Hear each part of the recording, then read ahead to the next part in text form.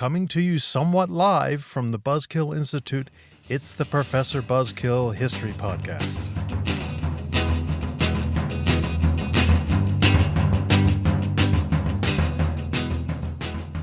Hello, Buzzkillers. It's me, it's the Professor.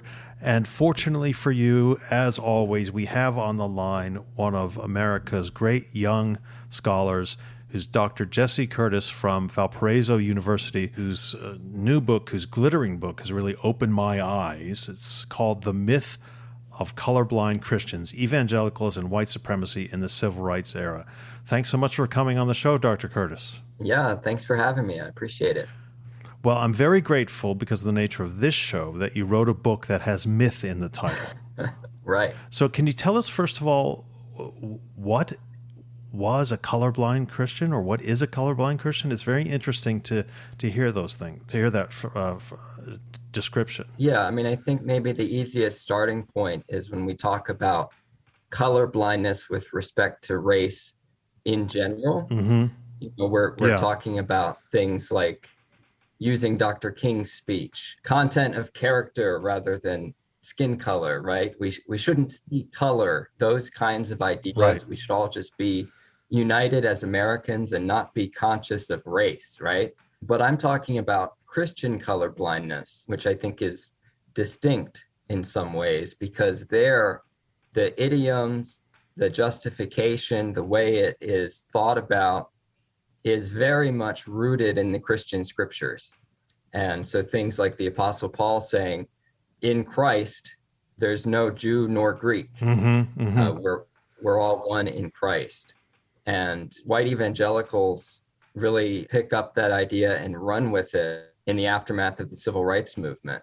But it becomes, in their hands, kind of a reactionary tool, because if people are talking about race, if Black Christian is saying, I'm experiencing racial discrimination in this evangelical institution, a white evangelical could turn around and say, well, we're one in Christ here. We don't need to talk about race.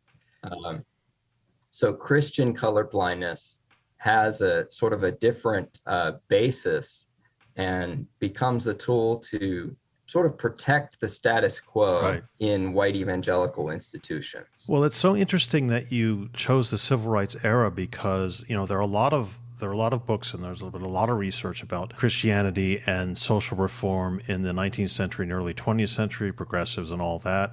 And then I think you're right in the sense that we sort of leave the Christianness of the civil rights movement of the 60s, 70s, and 80s to talking about Martin Luther King, to talking about the SCLC, to talking even about Catholic priests involved in the civil rights movement. But there's so much more. Let's start with the 1950s. Yeah, and it's Christians on both sides. The civil rights movement is not just a racial revolution, it's a religious revolution. Yeah. And for white evangelicals who had sort of positioned themselves very comfortably in the mainstream of American life, which meant discriminating against Black people, right? That positioned you in the mainstream. By the 1950s, white evangelical leaders certainly knew that things were changing, right? They knew that they would have to bend with the times. And for a faith tradition that is so focused on growing, right? How do we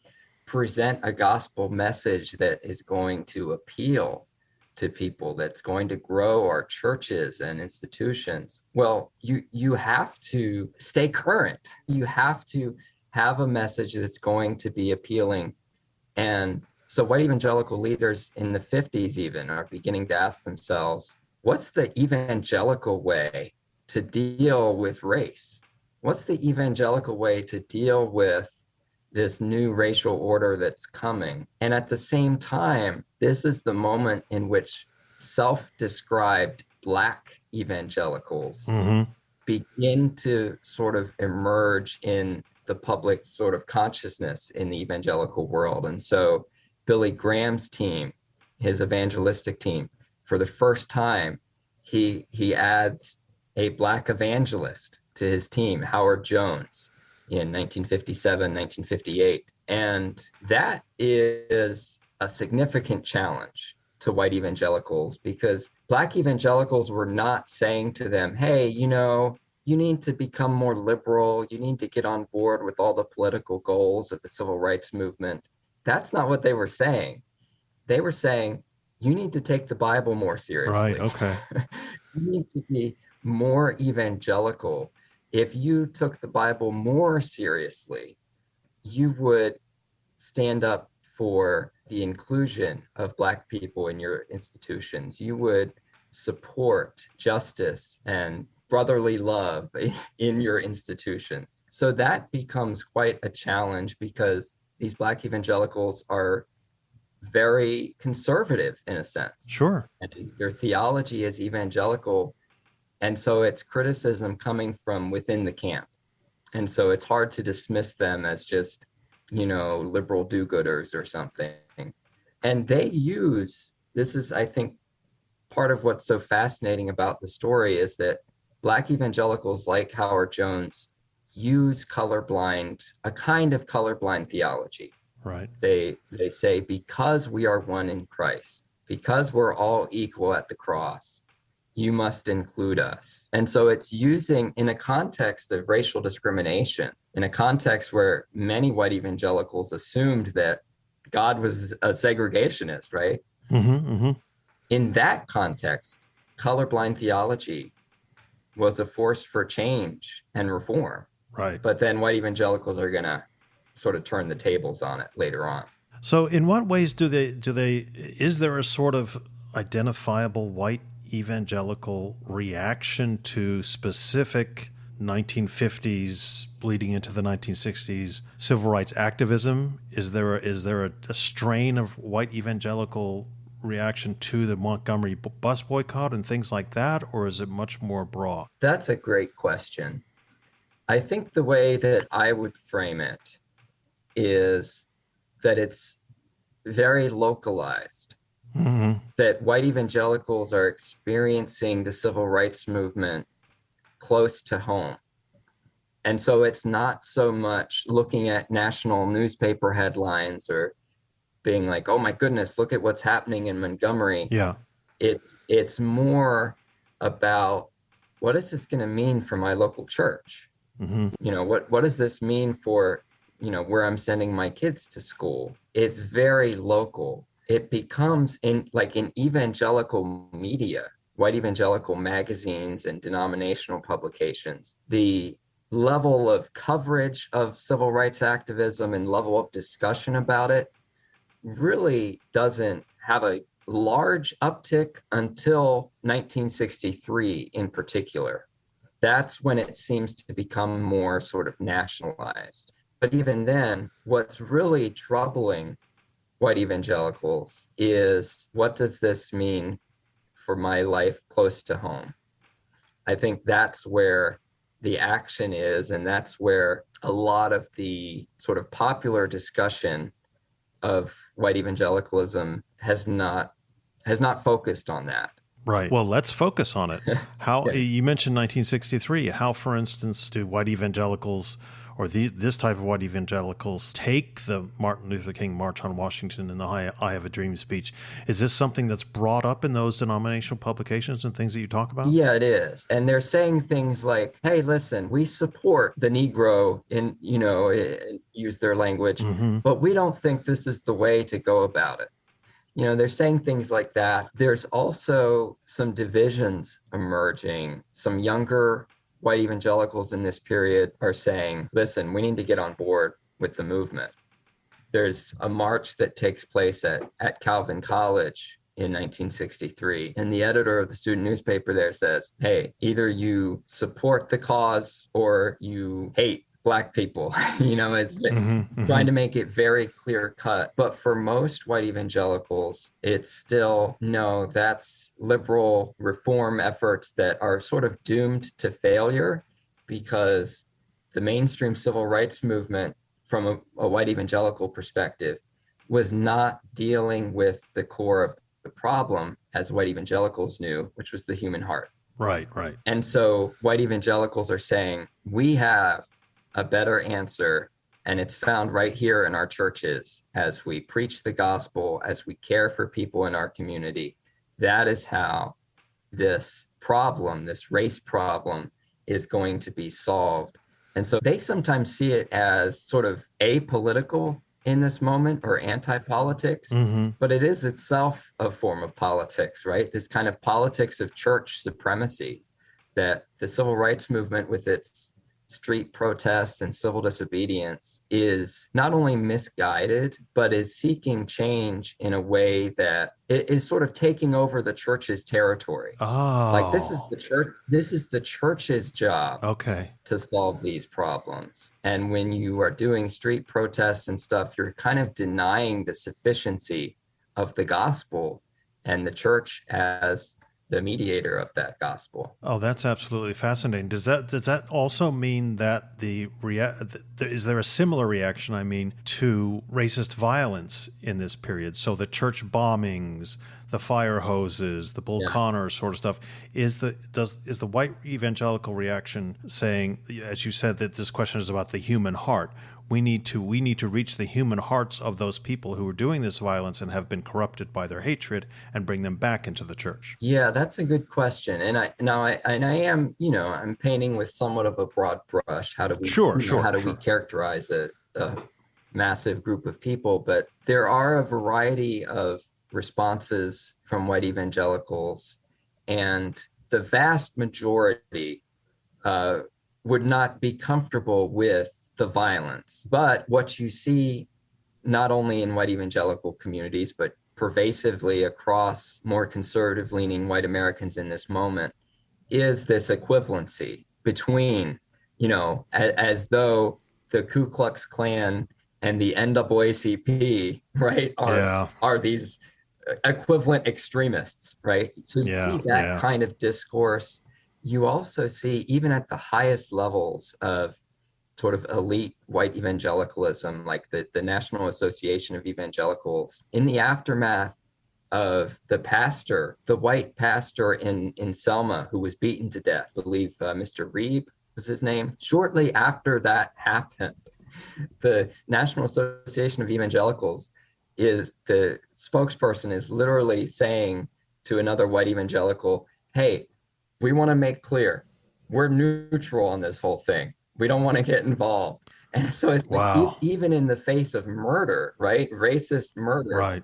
Right. The leading sort of body of white evangelicals is saying, hey, we're just focused on the church here. This isn't our concern. So it's really quite striking the extent to which a lot of leading white evangelicals wanted to kind of take a hands-off approach and say, this is not our mission, which of course, Dr. King and others are saying, well, then you're supporting the forces of the status quo if you're taking that approach. Oh, yeah, I can imagine. Is there more of that retreat into the churchiness of the church as things start to unravel and there's more violence and disturbance throughout the 60s? Yes and no. Okay. That's a good question.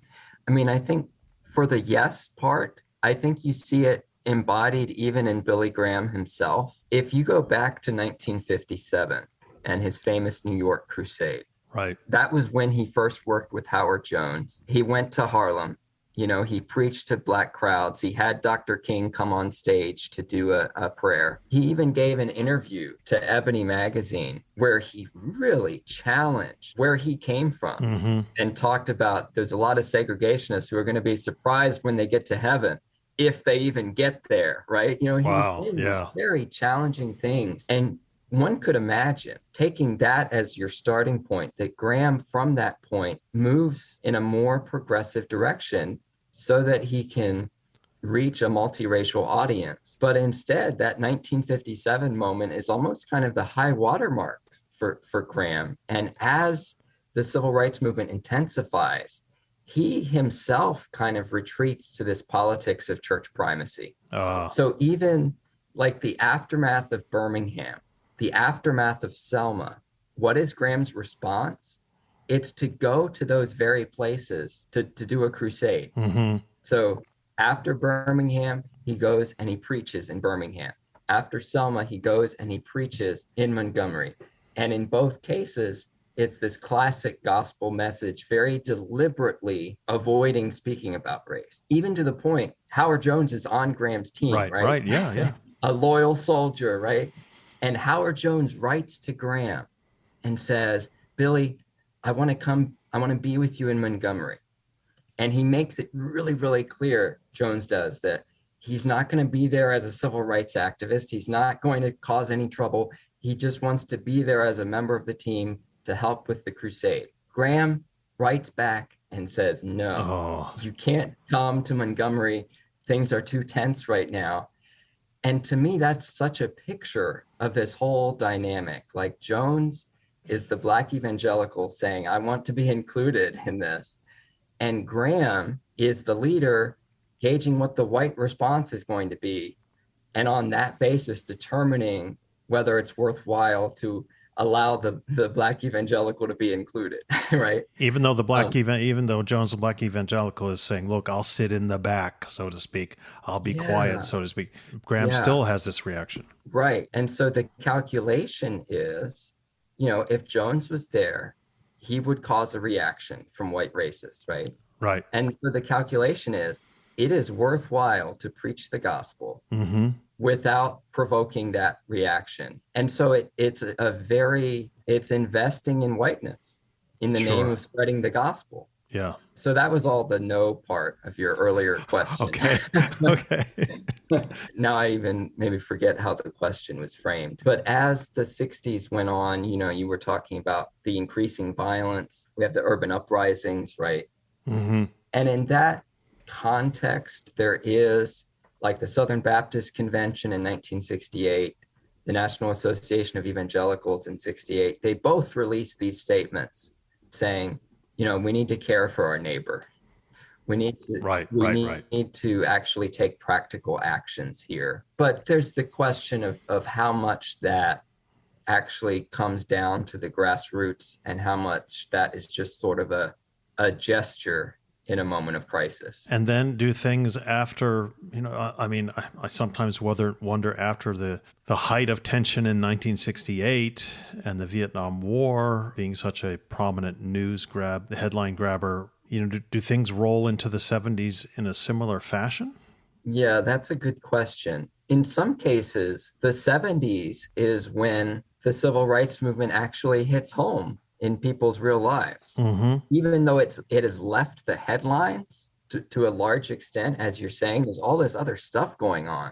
But the early 70s is such a odd moment in general in American life. There's a sense of experimentation, possibility, a lot of radicalism. And in a lot of cases, even though the headlines have moved on, this is when integration in local context is actually happening.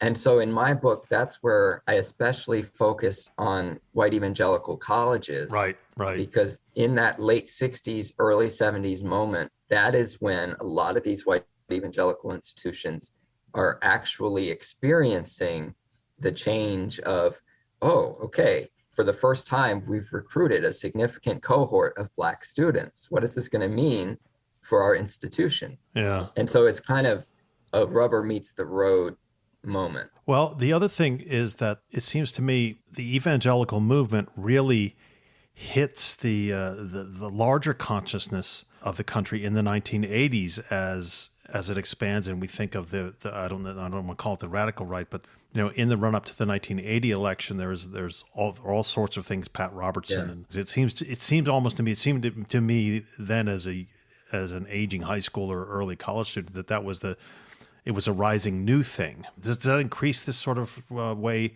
white evangelicals are handling this change? That's a great question. And the way the sort of rise of the Christian right relates to this, I think is fascinating. And this is where I have sort of a historiographical critique of, or even just a lot of the ways that we talk about this in popular narratives. Because just in general, we think that, like, what's important and interesting about white evangelicals is that they vote for Republicans, Yeah, right. So that moment in the 70s and 80s where that becomes the case, an enormous number of white evangelicals in the South voted for Jimmy Carter in 76, right? Sure. And then we have Falwell's turn, and we have the moral majority and Reagan and all of that. And that story has so dominated the popular discussion that we've oftentimes lost sight of, well, how did the civil rights era change white evangelical institutions from the inside?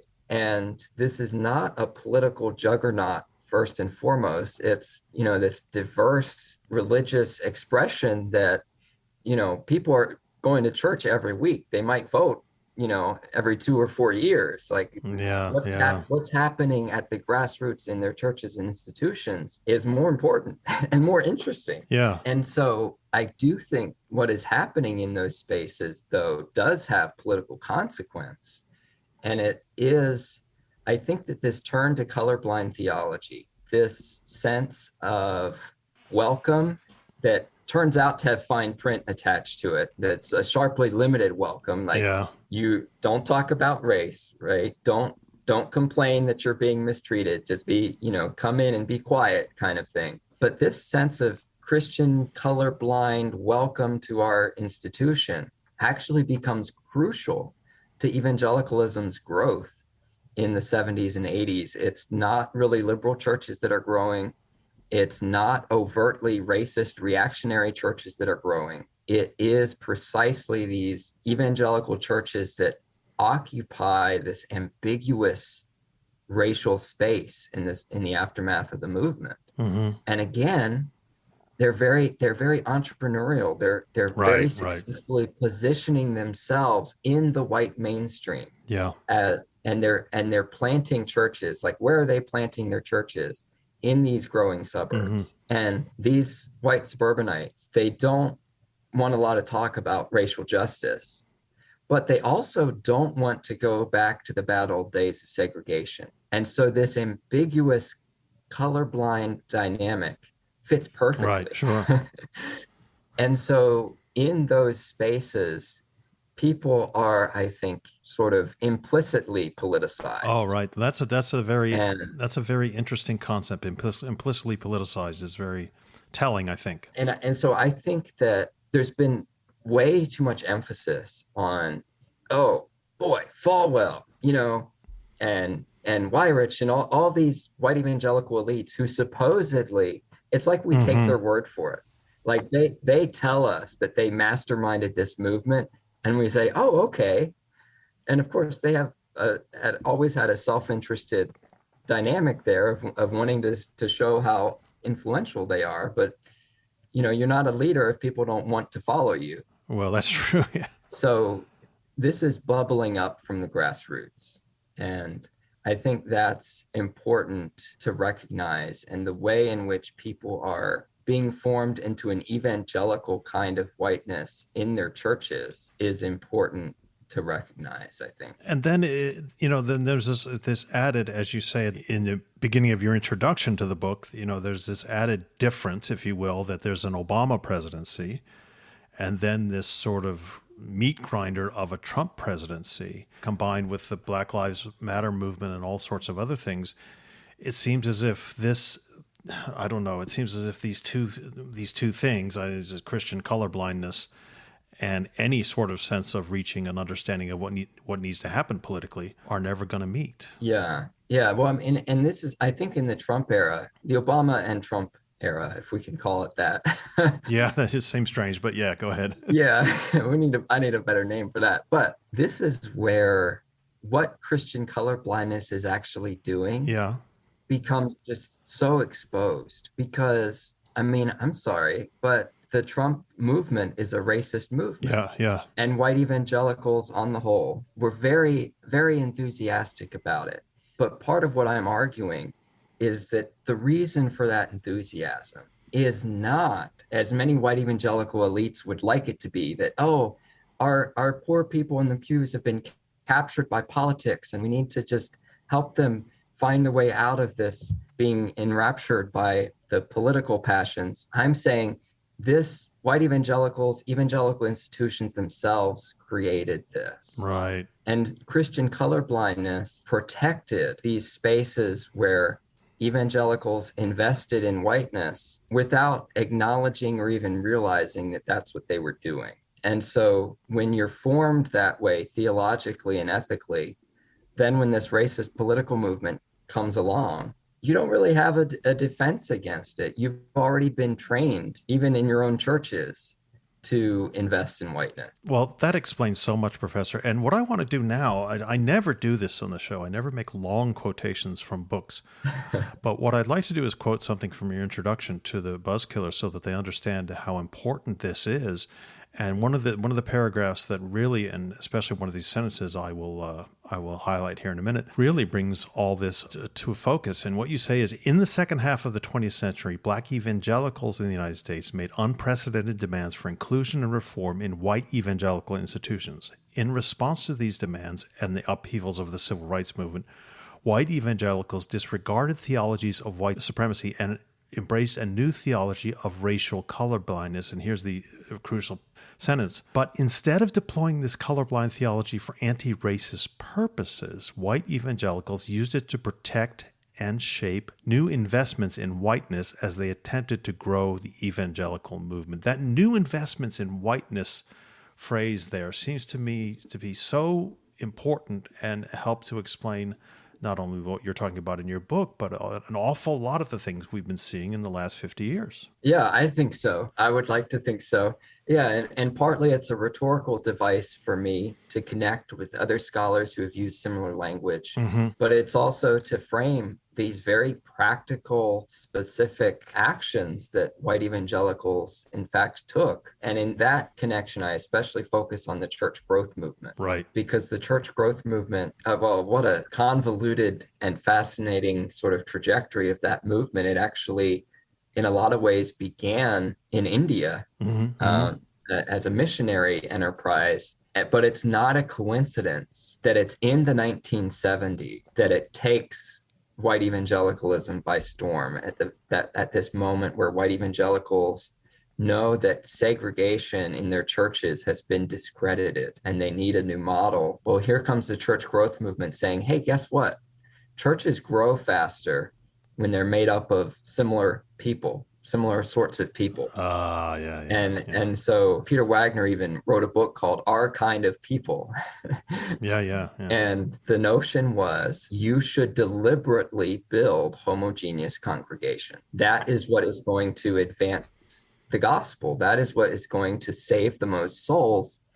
And so it's done in the name of Jesus, right? It's done in the name of spreading this good news of the gospel. And what they're doing is deliberately planting churches in fast-growing white suburbs, because that's where your church is going to grow, and you can find young families and donors, and you can build a congregation of like-minded people. Yes, but that goes against one of the very important parts of the definition of evangelicalism. Evangelicalism is to spread.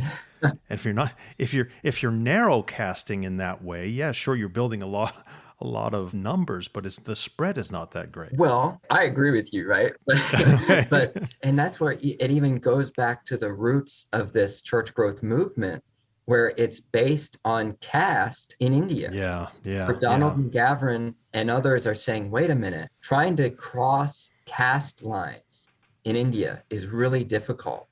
We can actually grow the church more if we encourage people to stay within their caste and have a whole people movement toward Christianity within castes. And people are more comfortable that way. And then, now I'm not an expert on India, right? I think even there, that's ethically problematic, right? And sure. Contrary to the nature of the gospel as it has traditionally been seen, perhaps. But bringing it to the United States, right? Where you have these intense racial divisions and a racial hierarchy, right?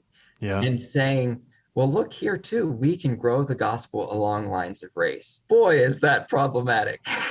Oh, it's just shocking. Yeah. It's ignorance. It's not trying to talk to and learn from the Black experience. It's dismissing Black evangelicals, because throughout this time, it's not as though Black evangelicals are not making this critique, right? Bill Pinnell, John Perkins, even Howard Jones are saying, wait a minute, the gospel is supposed to cross social barriers, not reinforce them, Right. And white evangelicals on the whole just ignore that critique because they're very pragmatically focused on success. Yeah. And indeed, they found success. Yeah, well, we see that in so many ways. Let's wrap up here, Professor, by asking you. I'm sure that you obviously you've talked about this a lot to academic audiences and conferences and things like that. But what's been the reception of your work when you've talked to non-academic audiences, religious groups, civic groups? I would imagine there might be a lot of bristling and a lot of pushback. That's a great question. So I think that partly this is just a dynamic of who I have talked to. There's a sense in which I feel as though the folks who could most benefit from this research are those least likely to I can imagine. Yeah, come to such a talk, right? Or to invite me to. And so frankly, the vast majority of opportunities that I've had to speak in more popular settings have been with, I suppose you could say, more progressive-minded Christians. Right. Many of whom, by the way, do claim the evangelical label. And I think that's important. There is an evangelical audience for this book, and evangelicals who want to see change. Mm-hmm. Suffice it to say, I haven't sort of been in the lion's den of speaking to, even Joel Osteen and people like that. Yeah. So I'm hopeful, though, that I'll get more opportunities, and we'll see what happens. Well, I really mean it, Professor, and Buzzkillers. I really mean it when I say this is an eye-opening book. The New York University Press, who's publishing it, and it's coming out very, very soon, very kindly sent me, and Dr. Curtis very kindly sent me an advanced copy, and I was able to go through it. So Wonderful. It just remains for me to say thank you so much for coming on the show. Yes. Thank you so much. I enjoyed the conversation a lot. I hope you'll be able to come on and talk more about, for instance, a lot of these individuals I think need a lot more attention in history. And we do shows specifically along those lines. Let me just wrap up by saying, Buzzkillers, the myth of colorblind Christians, evangelicals, and white supremacy in the civil rights era is on the Buzzkill bookshelf and available for you. And just once again, thank you, Dr. Curtis, for coming on. Thank you so much. Thank you. I appreciate it. Buzzkillers, we will talk to you next week.